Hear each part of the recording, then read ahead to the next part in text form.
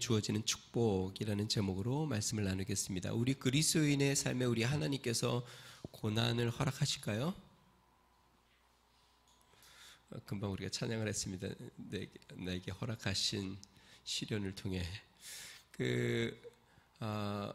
하나님은 우리가 하나님을 아버지라고 부르는데요. 우리가 이 세상에서 어떤 부모는 자녀를 한 번도 꾸짖지 않은 항상 칭찬만 하고 항상 인자하게만 하고 한 부모들도 있을지는 모르겠습니다. 간혹 혹시나 만날지 모르겠습니다. 우리 하나님은 그런 하나님일까요? 아닐까요? 그렇진 않습니다. 우리 하나님은 사랑의 하나님이십니다. 그런데 이 사랑의 반대면은 무엇이냐면 하나님의 때로는 고난과 또 하나님의 시련과 이러한 것이 함께 주어진다는 것이죠. 자, 그리스도인에게 우리 하나님께서 고난과 고통을 허락해 주시는데요. 이 고난과 고통은 모두 같은 종류의 고난과 고통은 아닙니다. 우리에게 허락되는 고난과 고통은 모두 다 힘들고 어렵습니다. 그렇지만 모두 다 힘들고 어렵다고 해서 그것이 다 같은 종류의 고난이라는 뜻은 아닙니다. 하나님은 우리에게 고난을 허락하실 때에 그 고난의 목적과 이유와 또 뜻이 있어 고난을 허락하십니다. 그래서 우리에게 찾아오는 고난의 종류를 한번 제가 좀 설명을 해보겠습니다. 첫 번째는요, 징계라는 게 있습니다. 힘든데 너무 고통스러운데 그거를 우리가 성경은 표현을 뭐라고 하냐면 징계라고 표현합니다. 자, 이렇게 이 징계로 허락하는 고난은 왜 허락하실까? 그 이유는 하나님의 뜻에서 벗어났을 때 하나님이 징계를 허락하십니다. 그래서 그거를 세상 사람들은 간혹 우리 믿는 사람들끼리도 뭐라고 얘기해요? 하나님이 치셨다라고 표현을 하기도 하는데 징계를 이야기하는 것이죠. 징계의 목적은 무엇일까요? 돌이키는 것. 주님 품으로 다시 돌아오게 하는 것. 마치 이런 것 같습니다. 부모가 자녀들이 뭔가 정말 윤리적으로 옳지 않고 또 합당하지 못한 일들을 행하고 방탕하게 살 때에 부모가 회초리를 들어 때리는 것, 이것을 징계라고 하죠. 회를 때리는 것은 단지 아프게 하는 것이 목적이 아니라 다시는 그러한 길로 나가지 말고 돌이키라는 의미겠죠. 그것이 징계입니다. 자, 두 번째 고통 중에 하나는 그 종류는 무엇이냐면 시련이 있습니다. 이것을 다른 말로 하면 믿음의 시련이라고 표현할 수 있습니다. 자, 이 믿음의 시련을 또 다르게 표현하면 믿음의 테스트라고 이야기할 수도 있습니다. 여러분, 우리의 믿음은 검증이 필요합니다. 내가 믿는다고 믿는 것. 나는 이렇게 하나님을 믿어. 나 하나님이 이렇게 역사할 줄 믿는다고 난 믿고 있어. 라는 이 믿음은 사실일 수도 있고 거짓일 수도 있습니다. 검증이 되어야만 그 믿음이 사실인지 거짓인지가 드러납니다. 교회도 그런 일이 많습니다. 내가 하나님 앞에 하나님이 이렇게 축복하면 내가 이렇게 헌신할게요. 내가 하나님 앞에 이렇게 드릴게요. 여러분, 그런데 실제로 그 말이 참된 믿음인지 아닌지는 검증되어 봐야 할 수 있습니다. 정말 그런지 아닌지. 자, 그래서 이 하나님께서 우리의 믿음을 검증하기 위한 믿음의 테스트, 때로는 그것이 시련으로 찾아옵니다. 아브라함이 이삭을 바치는 것, 어떻게 보면 아브라함의 삶의 시련일 수도 있는데 믿음의 테스트죠. 자, 이 믿음의 시련을 통해서 하나님이 하시고자 하는 것은 무엇이냐면 정말 바른 온전한 믿음인지 아닌지를 시험하여 그 사람을 인정하고자 하는 것이 목적이 있습니다. 자, 세 번째 우리 그리스도인에게 찾아오는 고난 중에 하나는 핍박이라는 게 있습니다. 이 핍박은 우리 주님이 허락하시지만 주님이 우리를 핍박하시는 건 아닙니다. 핍박은 사단, 악한 영이 참된 믿음의 삶을 사는 사람들을 핍박하는 것입니다. 목적은 무엇일까요? 악한 영이 믿는 사람들을 핍박하는 목적은 믿음에서 무너뜨리고 믿음에서 떠나게 하는 것이 목적입니다. 그러면 하나님이 핍박을 허락하실까? 하나님은 핍박을 우리의 믿음을 더욱 정금같이 만들고 우리를 단련하고 훈련하는 데에 사용하십니다. 예수님께서 너희가 세상에서는 환난을 당하나 담대하라 내가 세상을 이겼노라.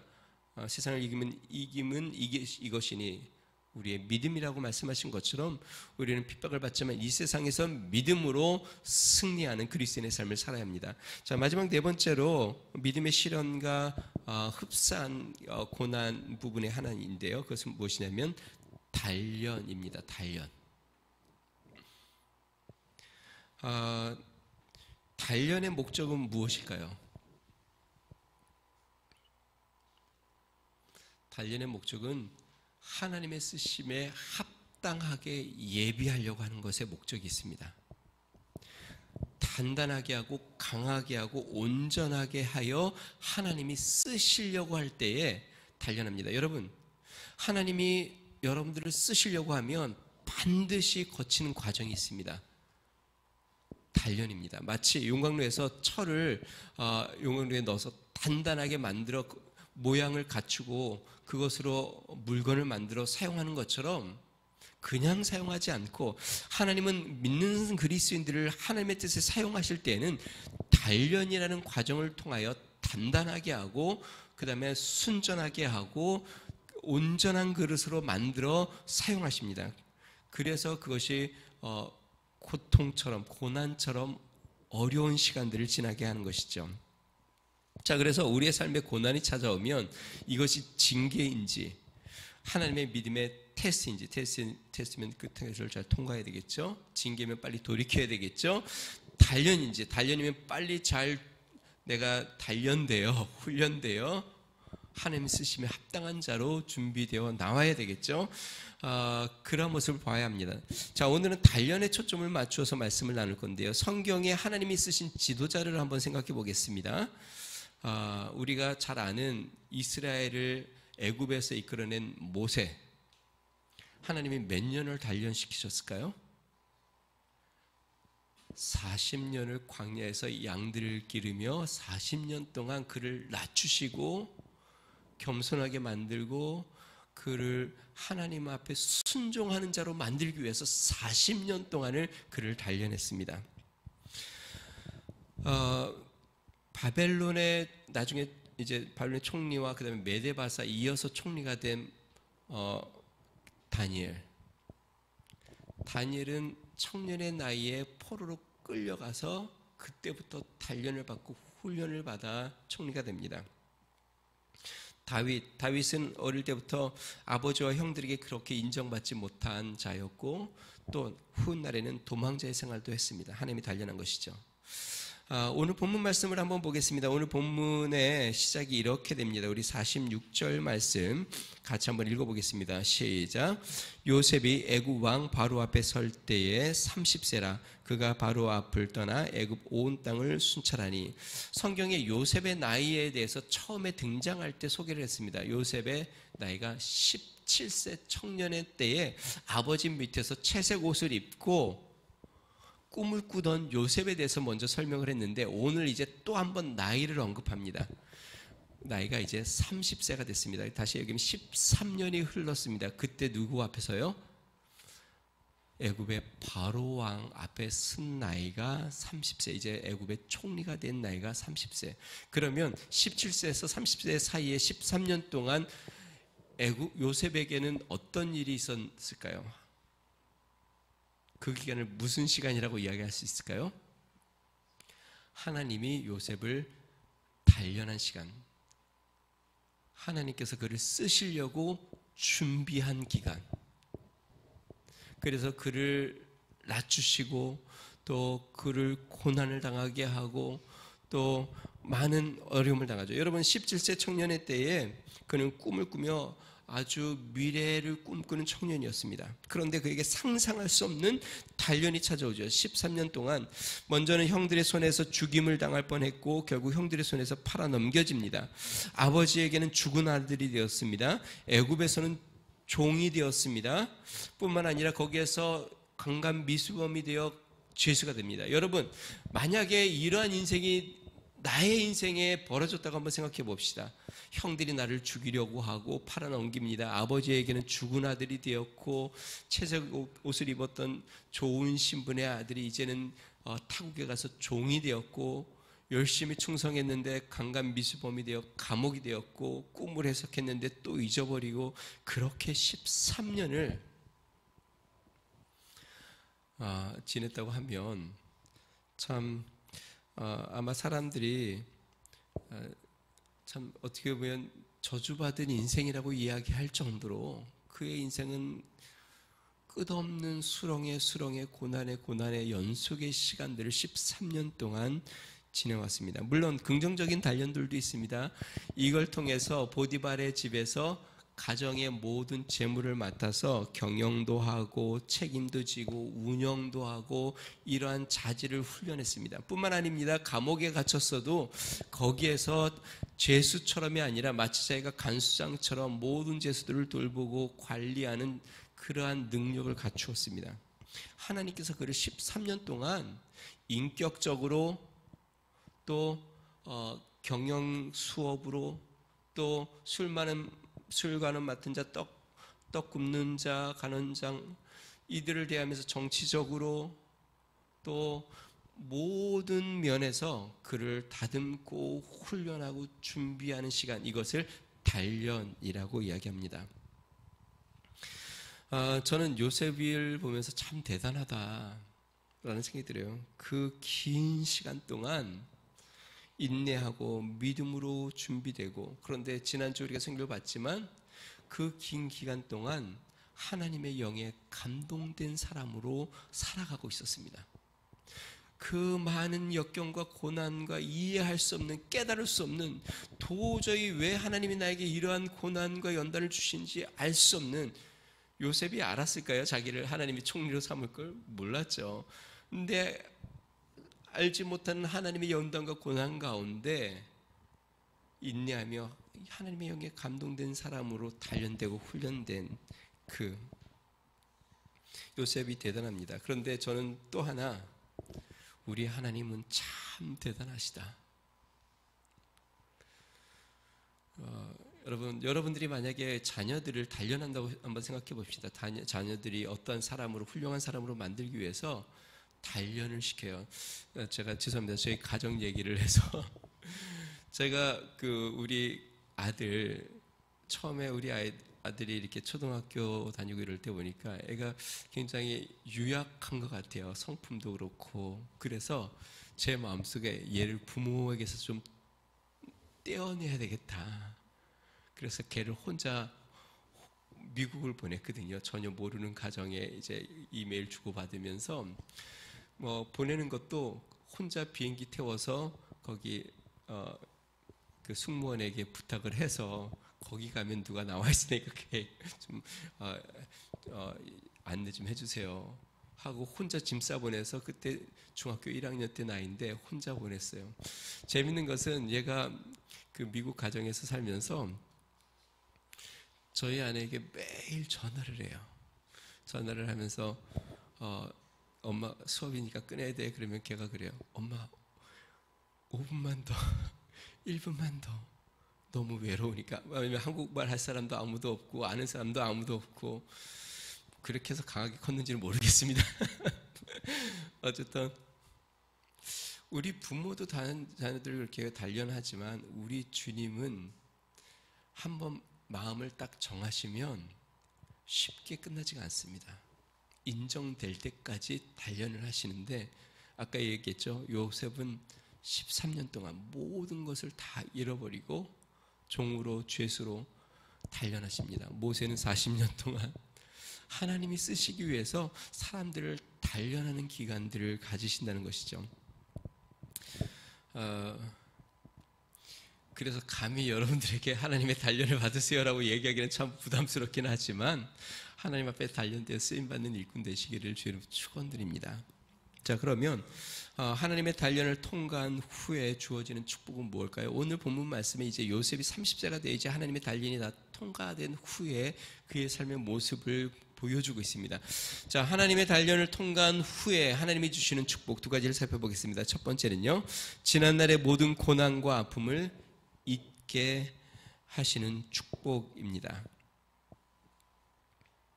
30세 요셉은 애굽의 총리가 되었고 가정을 이룹니다. 그리고 자녀를 낳습니다. 요셉이 지난날에 자신의 삶이 얼마나 힘들고 어려웠든지 그의 첫 아들을 낳고 이름을 짓습니다. 뭐라고 졌냐면 므낫세.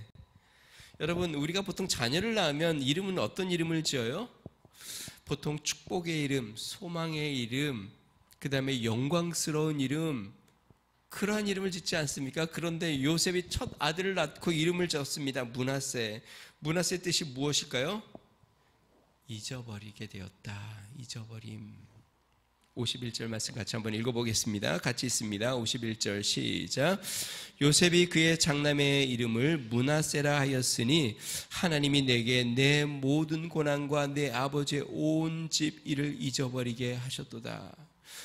이제 하나님이 내 모든 고난을 잊어버리게 하셨다. 이제는 이 내 아버지 집에서 있었던 모든 아픔과 슬픔을 이제는 내가 잊어버리게 되었다.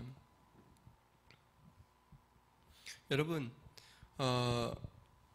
13년 동안 아무리 이 고난을 떨쳐내려고 해도 그 아버지 집에서 경험했던 그 상처와 아픔을 잊어버리려고 해도 도저히 잊어지지 않고 그 마음에 무거운 돌이 놓인 것처럼 힘들고 어려운 가운데 있었던 이 요셉이 이제 이 단련을 마친 후에 하나님이 이 모든 것을 잊어버리게 하셨다. 잊게 하셨다.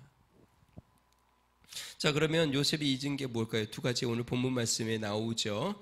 51절에 보니까 모든 고난과 내 아버지의 온 집의 일. 첫 번째는 모든 고난입니다. 성경에 보면 요셉이 13년 단련하는 동안 하나님 앞에 부르짖었다, 눈물을 흘렸다라는 장면이 나오지가 않습니다. 아버지 야곱이 에서를 만나기 전에 밤새 하나님 앞에 살려달라고 씨름한 것처럼 요셉이 살려달라고 씨름한 장면도 나오진 않습니다. 요셉이 눈물을 흘렸다거나 고통스럽다고 간구했거나 그런 적이 없습니다. 그런데 첫 아들을 품에 안고 그 마음 깊이 그를 지치게 하고 힘들게 하고 처참하게 했던 많은 그 고난들이 마치 필름이 지나가듯이 지나가면서 이제 하나님이 내 모든 고난을 잊게 하셨다.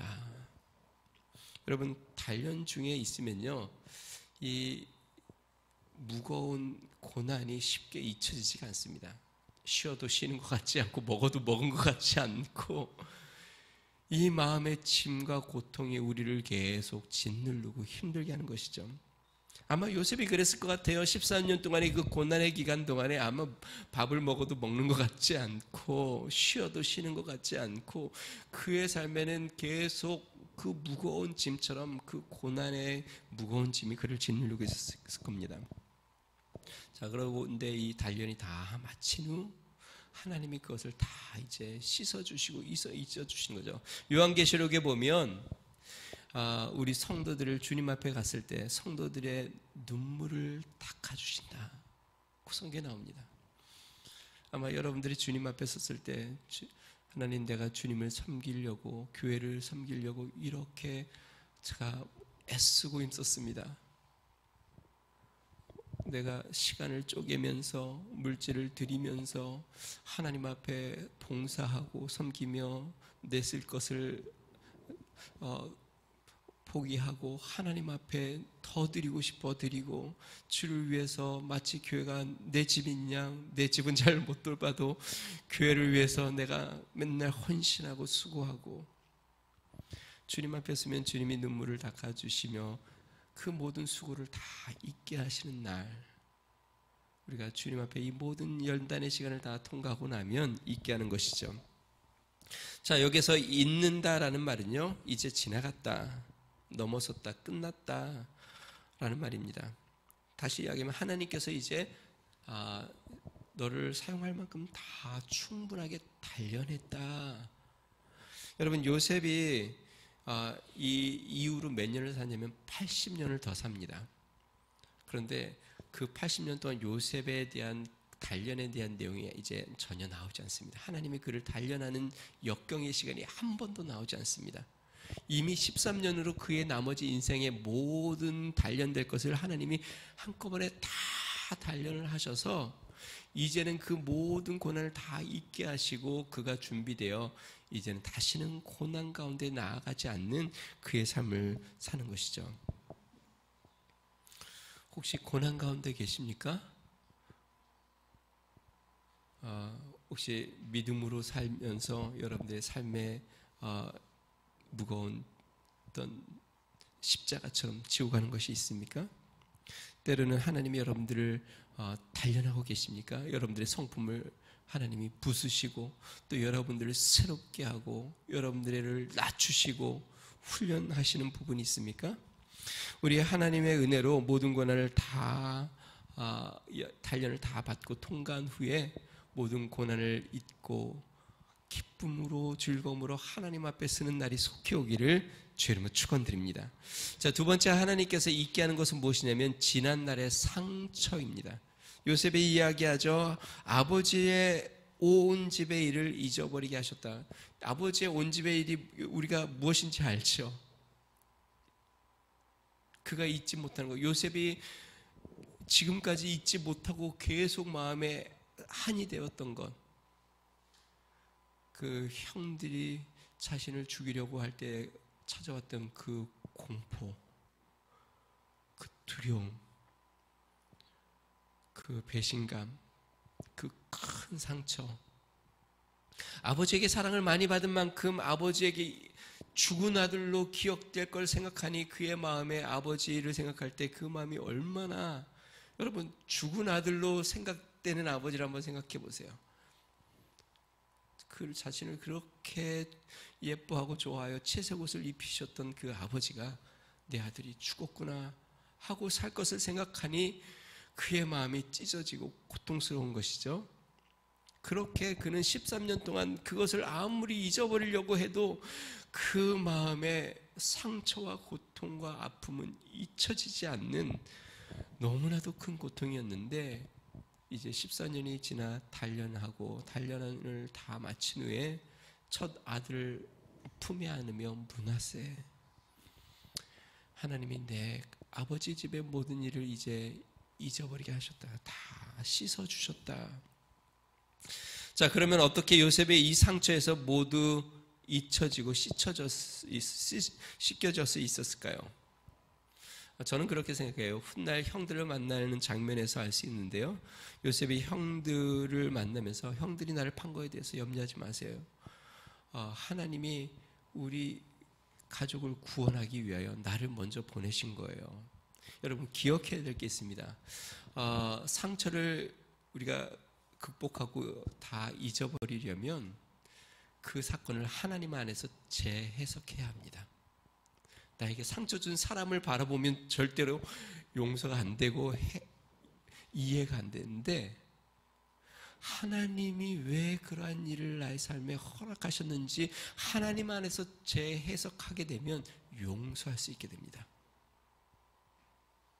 여러분의 삶 가운데 수많은 상처와 아픔을 주었던 사람, 또 그러한 환경들, 왜 나에게 그런 환경이 찾아왔는지, 그런 사건이 벌어졌는지, 그 사람들과 사건과 환경을 보면 도저히 내 마음에 용납이 안 되고 잊혀지지 않고 한으로 남아있는데, 잠잠히 하나님 안에서 하나님이 어떠한 목적을 갖고 나에게 이것을 허락하셨는지를 보면, 하나님 안에서 재해석해 보면 하나님이 이러한 뜻이 있어, 선한 뜻이 있어 나에게 이것을 허락하셨구나, 그 사람들을 사용하였고 그 환경을 사용하셨구나 라고 깨닫게 되면 그럼 진실한 용서를 하게 되고 마음의 상처를 이제 다 털어낼 수 있습니다. 혹시 여러분 삶 가운데 아직도 갖고 있는 상처, 그것이 가족에게서이든 아니면 또 직장에서든 누구에서든 어떠한 환경에서든 받은 상처가 있다고 한다면 그 사람을 떠올리지 마시고 그 환경을 떠올리지 마시고 하나님을 떠올리세요. 하나님이 그때 왜 그 사건을 허락하셨나? 하나님이 왜 나의 인생에 그 사람을 만나게 하셨나? 하나님이 왜 나의 삶 가운데 그런 환경을 주셨나? 그것은 그 사람을 위한 게 아니라 누구를 위한 거예요? 누구를 위한 거? 나를 단련하시기 위한. 하나님이 왜 보디발을 만나게 하고 또 간수장을 만나게 하고 술 맡은 간원장과 똑같동 굽는 간원장을 만나게 하고 또 형들과 아버지의 그 가정에서 살게 하고 하나님이 요셉을 단련하고 훈련하여 그를 사용하시기 위한 계획 가운데 하나님이 이 모든 과정을 허락한 것이죠. 여러분, 상처를 잊게 되는 축복이 여러분들에게 있으시기를 주 이름으로 축원드립니다. 지난날의 모든 상처, 모든 수고와 고난과 모든 어려움 이제 다 잊고 주님 안에서 마음에 평안이 깃드는 은혜가 있으시길 바랍니다. 나에게 힘들게 했던 사람들에게 참된 축복을 할 수 있는 은혜가 있으시기를 주 이름으로 축원드립니다. 단련 마친 후에 하나님이 이 모든 것을 잊게 하는 축복 여러분들에게 있으시기를 바랍니다. 자, 두 번째, 단련한 후에 우리에게 주어지는 축복은 풍성하게 갚아주시는 축복입니다. 여러분, 요셉은 단련하기 전에 있었던 모든 것을 단련이 시작되면서 다 잃어버렸습니다. 형들이 채색 옷을 벗겼어요. 아버지에게 사랑받는 존귀한 신분에서 팔려버렸어요. 그리고 이방의 종이 되었습니다. 뿐만 아닙니다. 그렇게 충성하던 보디발에게 오해를 받아 이제는 죄수로 감옥에 갇힙니다. 그러니까 더 이상 밑바닥으로 떨어질 수 없을 만큼 떨어진 거예요. 여러분, 저를 한번 보세요. 가끔 우리가 그러잖아요. 야, 이제 바닥인가 보다. 그런데 그거보다 또 떨어져. 야, 내 인생에서 더 떨어질 곳이 있을까? 근데 또 떨어져. 자, 완전히 벌거숭이가 된 것처럼 모든 것이 다 잃어버린 것처럼 요셉의 삶이 그렇죠. 형들에게서, 아버지에게서 떨어졌고 형들에게서 배신을 당해서 종이 되어서 이제는 더 이상 떨어질 곳이 없는 줄 알았는데 이제는 죄수가 되어 감옥에까지 갇히고 더 이상 그의 인생에 완전히 바닥에 바닥을 기고 있는 그 순간 그가 온전한 사람으로 단련되고 훈련되었죠. 자, 이렇게 모든 것을 잃어버린 이 요셉, 단련한 후에 때가 되니까 하나님이 다시 갚아주십니다. 어떻게 해요? 풍성하게 갚아주십니다. 우리 52절 말씀 같이 한번 읽어보겠습니다. 같이 읽습니다. 시작. 차남의 이름을 에브라임이라 하였으니 하나님이 나를 내가 수고한 땅에서 번성하게 하셨다 함이었더라. 둘째 아들을 낳은 다음에 에브라임이다 라고 이름을 짓습니다. 그러면서 이제 내가 수고한 땅에서 하나님이 갚아주셨다. 여러분, 에브라임 뜻이 뭔지 알아요? 므낫세는 잊어버렸다. 에브라임은요, 두 배로 열매를 맺는 풍성한 열매, 풍성한 땅. 그러니까 다시 이야기하면 이제 요셉이 모든 것을 다 잊어버렸는데 하나님이 배로 갚아주셨다. 더 많은 것으로 갚아주셨다. 실제로요, 사실 야곱에게는 12아들이 있고 요셉이 11번째 아들이고 12아들, 나중에 이스라엘이 몇 지파요? 12지파인데 이 12지파 중에서 12지파가 가나안에서 땅을 차지해요. 그런데 넷째 아들 레위는 땅을 차지하지 못합니다. 근데 12지파가 땅을 차지했어요. 레위 지파는 각 지파에 분산되어 삽니다. 왜 그럴까요? 성직자니까. 각 지파마다 거기서 하나님을 섬겨야 되니까 그 지파에 레위 지파들이 분산해서 거기에서 하나님을 예배하고 그 백성들을 말씀을 지도하고 하는 일들을 합니다. 자, 그러면 11아들인데 왜 12지파가 땅이 나뉘어질까요? 야곱이 요셉의 두 자녀 므낫세하고 에브라임에게 장자의 축복을 주어서 그들이 한 지파씩을 차지합니다. 두 배를 얻어요. 요셉은. 그러니까 요셉은 장자의 축복을 얻습니다. 하나님이 갚아주신 거예요. 그래서 에브라임 뭐라 그래요? 2배의 열매를 맺었다. 하나님이 배로 갚아주셨다. 요셉이 그렇게 단련할 때에 모든 것을 다 잊어버렸는데 단련이 맞은다면 하나님이 배로 여러분 제가 가끔 이제 그런 얘기를 하는데 성경에는 패턴이 있다고 이야기하잖아요. 단련에는 패턴이 있습니다. 단련의 패턴은 뭐냐면요, 모든 것을 다 잃어버린다는 거예요. 다 빼앗아 간다는 거예요. 그 다음에 단련이 마치면 풍성하게 배로 갚아주세요. 이게 단련의 패턴이에요. 하나님이 쓰시는 패턴. 모세, 애굽의 왕자였죠. 하나님이 다 빼앗아 갑니다.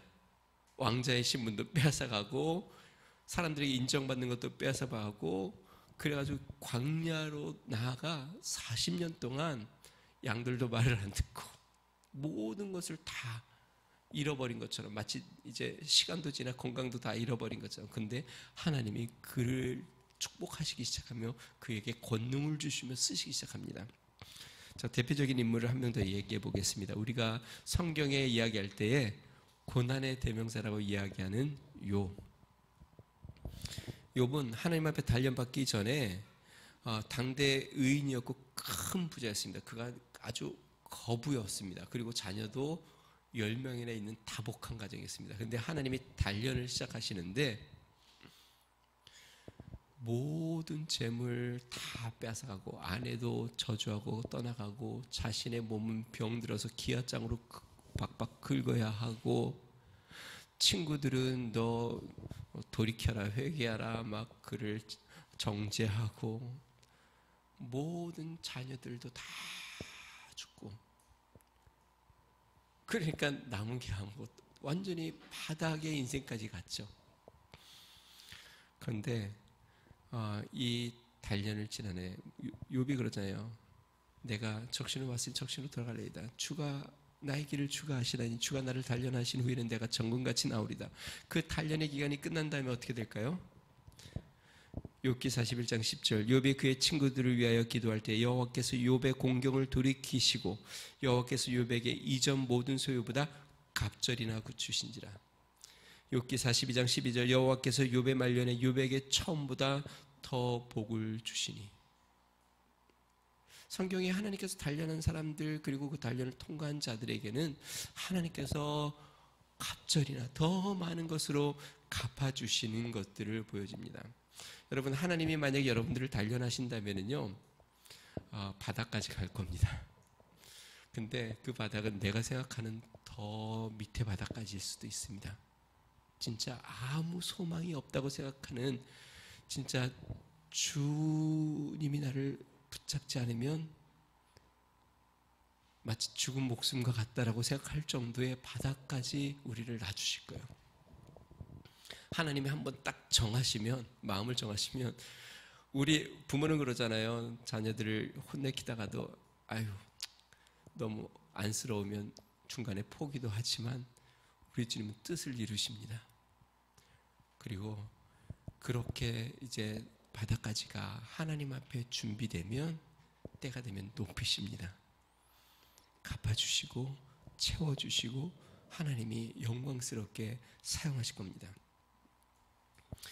사도 베드로가 예수님께 그랬죠. 우리가 모든 것을 버리고 주를 따라 이러한 고난을 받는데 우리에게 무엇을 주시겠습니까?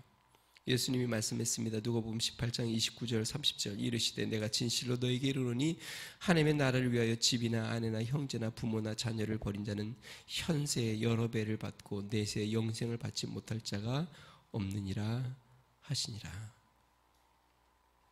사랑성도 여러분, 우리 하나님의 은혜로 정금같이 나오는 믿음의 성도들 되시기를 주의 이름으로 축원드립니다. 많은 고난과 연단 가운데 있을 때에도 하나님을 바라보고 하나님 앞에 준비되어 훈련되어 주의 은혜로 갚으시는 축복을 누리고 경험하는 믿음의 성도 되시기를 주의 이름으로 축원드립니다. 우리 같이 한번 기도하겠습니다.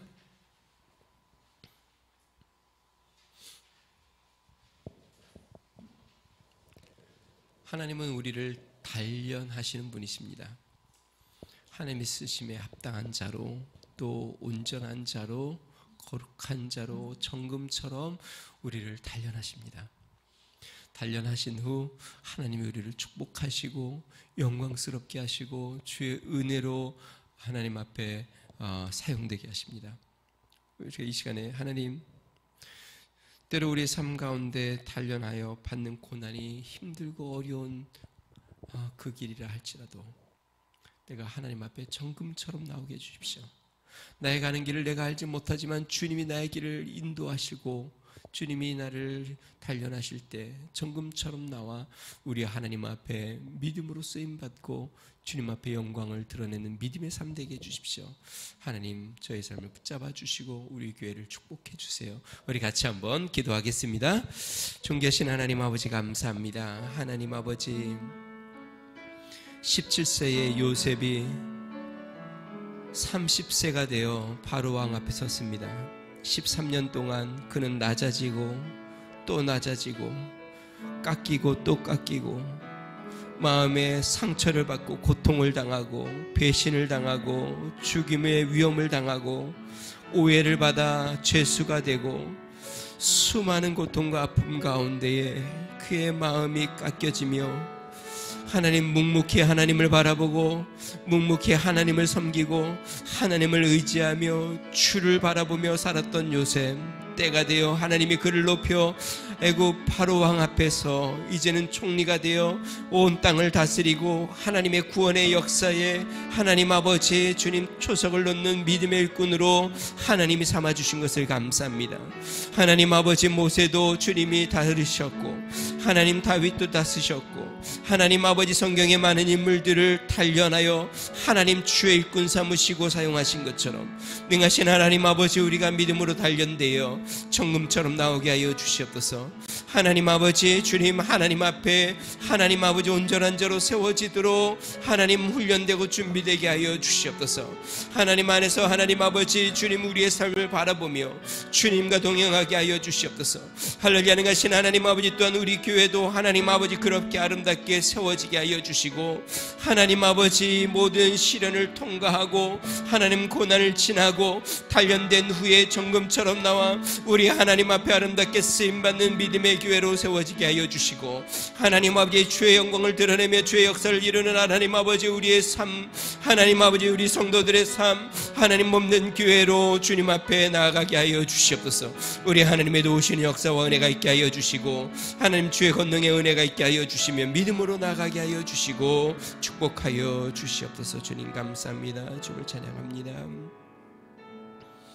좋으신 하나님 아버지, 모든 단련을 마친 후에 하나님 잊게 하는 축복, 모든 고난과 상처를 다 잊고 눈의 눈물을 닦아주시는 하나님의 축복을 경험케 해주시고 갚아주시되 많은 것으로 갚아주시는 하나님의 은혜를 경험하여 하나님 앞에 정금처럼 나아 아름답게 쓰임받고 영광스러운 주의 자녀들 되도록 은혜를 더하여 주시옵소서. 하나님, 요셉이 17세에 형들의 손에 팔렸지요. 30세에 바로 앞에 쓴 것처럼 하나님 아버지, 우리의 삶에 하나님 고난 가운데, 연단 가운데 하나님 주님을 바라보며 하나님 의지하고 하나님 앞에 정금처럼 준비되며 하나님의 사람들로 영에 감동된 자들로 세워지도록 은총을 더하여 주시옵소서. 이제는 우리 주 예수 그리스도의 은혜와 하나님 아버지 무한하신 사랑과 성령님의 감동 감화 내주 충만케 하시는 종이 하나님의 은혜 가운데 단련되고 훈련되어 정금처럼 나오기를 소망하는 믿음의 성도, 고난 가운데도 성령에 감동되어 하나님만 바라보며 믿음으로 나아가기로 결심하는 믿음의 성도와 몸된 교회, 가정, 나라와 민족 위에 이제로부터 영원토록 함께 하시기를 간절히 축원하옵나이다. 아멘.